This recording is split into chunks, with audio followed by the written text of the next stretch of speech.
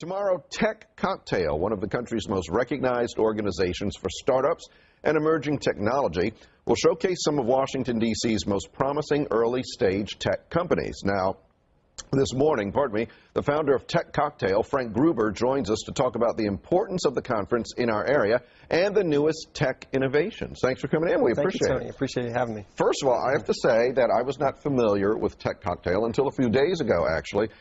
Explain what it is exactly. Yeah, so Tech Cocktail's it's a tech blog, and we cover kind of the latest tech innovations across the country.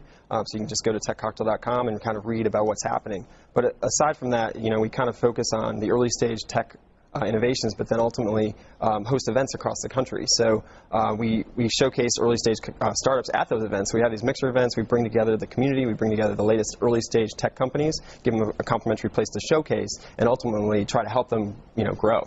And so at the conference, you showcase these companies. Mm-hmm. What else will be happening? Is this a chance for people so we've got the Startup Mixology Conference coming up tomorrow, and it's kind of a little different than our traditional mixers. This is actually focused on education and really taking the next step. So if you're an entrepreneur, or maybe you work at a big company and eventually you want to get into that space and you want to maybe create something that you've had this idea for years and you want to turn it out and make it into something, we're really focused on every ingredient that goes into that process. Mm-hmm. And so at the Startup Mixology Conference, we'll have speakers take just one ingredient and just focus on that ingredient and kind of teach the other entrepreneurs in the audience to kind of, where do you take this? If it's funding or marketing, or it could be anything from any of those to ultimately take it to the next level. So, what are some of the new? We were talking about one of the things that you feature are some of the new startups. Right. What are some of the hot new startups and maybe some of the emerging trends that you see? Sure. So there's a lot of startup activity in DC. We actually just ran a poll on Tech Cocktail where we were kind of showcasing the earliest staged companies, and it's been really interesting to watch. Obviously, if in the DC area, you probably have seen Living Social. It's gotten a lot of press, and it's a growing company. But aside from that, there's a lot of other companies as well.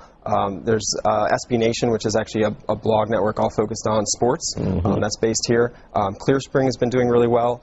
They're based here. We've also got O-Power, which helps you understand your energy bills. And kind of help you save, helps you ultimately save energy. Hello Wallet just launched their kind of consumer-facing product that helps you save money. It's kind of like this dashboard, so you can kind of track all your spending and figure that out. Palantir is a company that's based both here and in Palo Alto, and they're really not so much consumer-facing, but they're doing really well. It's been backed by the founder of PayPal, Peter Thiel. So there's a lot going on here. Genius Rocket is another one that's been kind of... there's a lot. There's a lot. And so is DC kind of becoming a hub for some of this kind of activity? It definitely is. I think...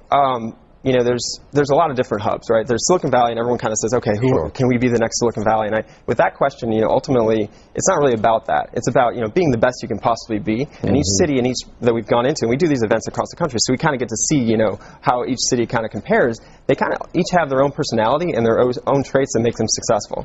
So as long as you kind of highlight those and ultimately, use those to your advantage, I think, DC is definitely right up there. This is kind of a big question, but are all these changes in technology kind of fundamentally changing the way we think and live and do business? It's definitely, technology is in everything now, and tech innovation is kind of the underlying theme in a lot of different products. And so, what's the first thing you do in the morning? I check my phone. That's something that didn't exist 10 years ago. That ability to check check on your email, check on your news feeds, find out what your friends are doing, all right now where you are. And so obviously there's trends in mobile, there's trends in location-based services, there's trends in deals, saving money where you are when you're there. So ultimately I think you're going to see a lot more of that to the point where consumers are going to be able to determine what they want and when they want it. What is your website if people want information? Techcocktail.com. Techcocktail.com.